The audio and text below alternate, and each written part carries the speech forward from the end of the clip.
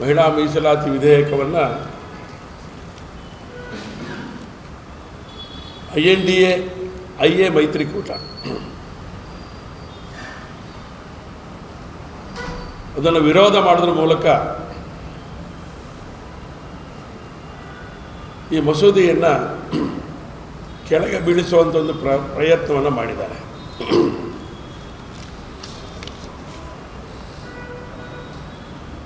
ಭಾರತದಲ್ಲಿರುವಂತಹ ಪ್ರತಿಯೊಬ್ಬ ಮಹಿಳೆಗೆ ಮಾಡಿದಂಥ ಅಪಮಾನ ಇದು ಅಂಥೇಳಿ ಭಾರತೀಯ ಜನತಾ ಪಾರ್ಟಿ ಇದನ್ನು ಘಂಟಾಘೋಷವಾಗಿ ಹೇಳ್ತಾರೆ. ಮಹಿಳೆಯರಿಗೆ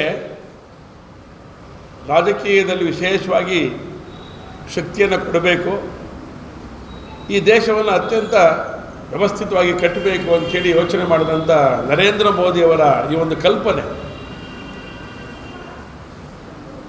ಇದು ಬರೀ ನರೇಂದ್ರ ಮೋದಿಯವರ ಕಲ್ಪನೆ ಅಂಥೇಳಿ ಅವರೆಲ್ಲರೂ ಕೂಡ ಭಾವಿಸಿದ್ದಾರೆ ಕಾಂಗ್ರೆಸ್ಸಿನ ಮೈತ್ರಿಕೂಟ. ಆದರೆ ಈ ಹಿಂದೂ ಕೂಡ ಮಹಿಳೆಯರಿಗೆ ದೊಡ್ಡದಾದಂಥ ಶಕ್ತಿಯನ್ನು ಕೊಡಬೇಕು ಅಂಥೇಳಿ ಯೋಚನೆ ಮಾಡಿದಂಥದ್ದನ್ನು ಕಾಂಗ್ರೆಸ್ ಮರೆತಿದೆ.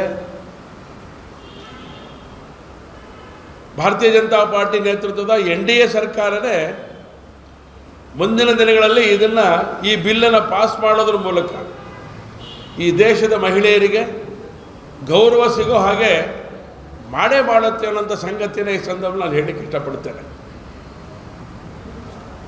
ಸ್ತ್ರೀಯರ ಉನ್ನತಿಗೆ ಅಡ್ಗಾಲ ಹಾಕಿದೆ ಕಾಂಗ್ರೆಸ್ಸಿನ ನೇತೃತ್ವದ INDA ಮೈತ್ರಿಕೂಟ. ಯಾವ ಕಾರಣ ಅಂತ ಹೇಳಿದ್ರೆ, ಇದು ಸಂವಿಧಾನಕ್ಕೆ ಚ್ಯುತಿ ಬರುವಂಥ ಯಾವುದೇ ಸಂಗತಿ ಇದರಲ್ಲಿಲ್ಲ. ಅವ್ರು ಹೇಳಿದಂಥ ಕಾರಣಗಳನ್ನು ಯೋಚನೆ ಮಾಡ್ತಾ ಹೋದರೆ, ಅವರು ಮೊದಲು ಈ ದೇಶಕ್ಕೆ ಯಾವ ರೀತಿಯ ಒಂದು ದ್ರೋಹವನ್ನು ಮಾಡಿದ್ರು, ಅದೇ ರೀತಿಯ ದ್ರೋಹದ ಹುನ್ನಾರವನ್ನು ಈ ಒಂದು ಸಂದರ್ಭದಲ್ಲಿ ಮಾಡಿರುವಂಥದ್ದು ನಾವು ನೋಡ್ತಾ ಇದ್ದೇವೆ.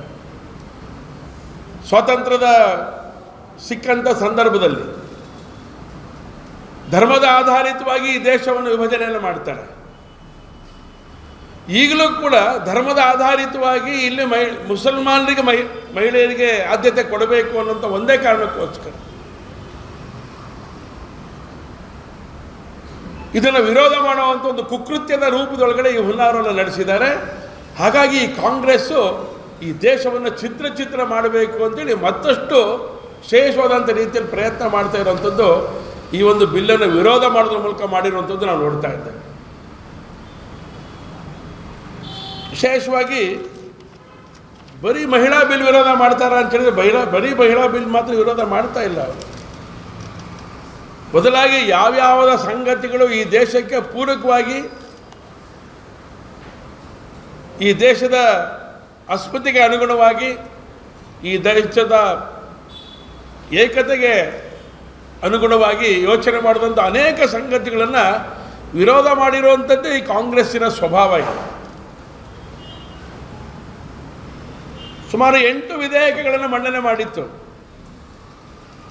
8 ವಿಧೇಯಕಗಳನ್ನು ಅವತ್ತಿಂದ ಇವತ್ತಿನವರೆಗೂ ನರೇಂದ್ರ ಮೋದಿಯವರ ಸರ್ಕಾರ ಮಂಡಿಸಿದಂಥ ವಿಧೇಯಕಗಳನ್ನು ಅದನ್ನು ವಿರೋಧ ಮಾಡುವಂಥ ಒಂದೇ ಒಂದು ಕಾರ್ಯಕ್ರಮ ಕಾಂಗ್ರೆಸ್ ಇದೆ. ನರೇಂದ್ರ ಮೋದಿ ಸರ್ಕಾರ ತರುವಂಥ NDA ಸರ್ಕಾರ ತರುವಂಥ ಯಾವುದೇ ರೀತಿಯ ಜನಪರವಾದಂಥ ಈ ದೇಶಕ್ಕೆ ಪೂರಕವಾಗಿರುವಂಥ ಯಾವುದೇ ವಿಧೇಯಕಗಳು ಬಂದರೆ ಅದನ್ನು ವಿರೋಧ ಮಾಡುವಂಥದ್ದು ಒಂದೇ ಒಂದು ಕಾರ್ಯ ಕಾಂಗ್ರೆಸ್ಸಿನ ಈ ಒಂದು ಹುನ್ನಾರದ ಕಾರ್ಯ. CAA ತರಬೇಕು ಅಂತೇಳಿ ಯೋಚನೆ ಮಾಡಿದಾಗ ಅದನ್ನು ವಿರೋಧ ಮಾಡ್ತಾರೆ. ತ್ರಿವಳಿ ತಲಾಖ್ 2019ರಲ್ಲಿ CAA, 2019ರಲ್ಲಿ ತ್ರಿವಳಿ ತಲಾಖ್ ರದ್ದತಿ ಕಾಯ್ದೆ, ಹಾಗೆಯೇ 2019ರಲ್ಲಿ ಜಮ್ಮು ಕಾಶ್ಮೀರ ವಿಶೇಷ ಸ್ಥಾನಮಾನ ರದ್ದತಿ ಆರ್ಟಿಕಲ್ 370 ಇದಕ್ಕೂ ವಿರೋಧ ಮಾಡಿದ್ರು. 2024ರಲ್ಲಿ ವಕ್ಫ್ ತಿದ್ದುಪಡಿ ಕಾಯ್ದೆ ಇದನ್ನು ಕೂಡ ವಿರೋಧ ಮಾಡಿದ್ರು. ಭಾರತೀಯ ದಂಡ ಸಮಿತಿಗೆ ಸಂಬಂಧಪಟ್ಟಂಥ ಬೇಕಾಗಿರುವಂಥ ನ್ಯಾಯಾಲಯಗಳಿಗೆ ಬೇಕಾಗಿರುವಂಥ ಈ ದೇಶಕ್ಕೆ ಬೇಕಾಗಿರುವಂಥ ಸಂಗತಿಗಳನ್ನು ಯೋಚನೆ ಮಾಡಬೇಕು ಅಂತೇಳಿ 3 ಹೊಸ ಕ್ರಿಮಿನಲ್ ಕಾಯ್ದೆಗಳನ್ನು 2024ರಲ್ಲಿ ತರುವಂಥ ಪ್ರಯತ್ನವನ್ನು ಮಾಡ್ತಾರೆ ನರೇಂದ್ರ ಮೋದಿ. ಅದನ್ನು ವಿರೋಧ ಮಾಡುವಂಥ ಒಂದು ಕೆಲಸವನ್ನು ಕಾಂಗ್ರೆಸ್ ಮಾಡುತ್ತೆ. ಈಗ ನಾರಿ ವಂದನಾ ಅಧಿನಿಯಮ ಇದನ್ನು ವಿರೋಧ ಮಾಡ್ತಾ ಇದೆ. ಈ ಹಿಂದೆ 5 ನಿಯಮಗಳನ್ನು ತರಬೇಕು ಅಂತೇಳಿ ಯೋಚನೆ ಮಾಡಿದಾಗ 5 ಸಂಗತಿಗಳಿಗೆ ಕೇಂದ್ರದಲ್ಲಿ ಅದಕ್ಕೆ ಪೂರಕವಾದಂಥ ಶಕ್ತಿ ಸಿಕ್ಕಿದೆ. ಆ ಬಿಲ್ಗಳನ್ನು ನಾವು ಪಾಸ್ ಮಾಡಿದ್ದೇವೆ ನರೇಂದ್ರ ಮೋದಿಯವರ ನೇತೃತ್ವದಲ್ಲಿ. ಎಷ್ಟೇ ವಿರೋಧ ಮಾಡಿದ್ರೂ ಕೂಡ ಈಗ ತಂದಿರುವಂಥ ನಾರಿ ವಂದನಾ ಬಿಲ್ ಏನಿದೆ, ಈ ಅಧಿನಿಯಮ, ಇದಕ್ಕೆ ಕ್ಷೇತ್ರ ಪುನರ್ವಿಂಗಡಣೆಗೆ ಸಂಬಂಧಪಟ್ಟಂಥ ಸಂಗತಿನೂ ಕೂಡ ಇದೆ. ಕೇಂದ್ರಾಡಳಿತ ಪ್ರದೇಶ ವಿಶೇಷ ಕಾಯ್ದೆಗೆ 2026 ಇದಕ್ಕೂ ಕೂಡ ಸಂಬಂಧಪಟ್ಟಂಥ ಬಿಲ್ಲು ಕೂಡ ಇದೆ. ಇದನ್ನು ವಿರೋಧ ಮಾಡಿದೆ. ಅಂದರೆ ಒಂದು ಯೋಜನೆ ವ್ಯವಸ್ಥಿತವಾಗಿ ಜಾರಿಗೆ ತರಬೇಕು ಅಂತ ಹೇಳಿದ್ರೆ ಸಂವಿಧಾನಕ್ಕೆ ತಕ್ಕಂತೆ ನಡ್ಕೊಳ್ಬೇಕಾದಂಥದ್ದು ಕೇಂದ್ರದ ಸರ್ಕಾರದ ಒಂದು ಜವಾಬ್ದಾರಿ ಇದೆ. ಅದನ್ನು ಅರ್ಥ ಮಾಡಿಕೊಂಡು ಈ ಯೋಜನೆಗಳನ್ನು, ಈ ನಿಯಮಗಳನ್ನು, ಅಧಿನಿಯಮಗಳನ್ನು ತರುವಂಥ ಪ್ರಯತ್ನವನ್ನು ಮಾಡಿದೆ.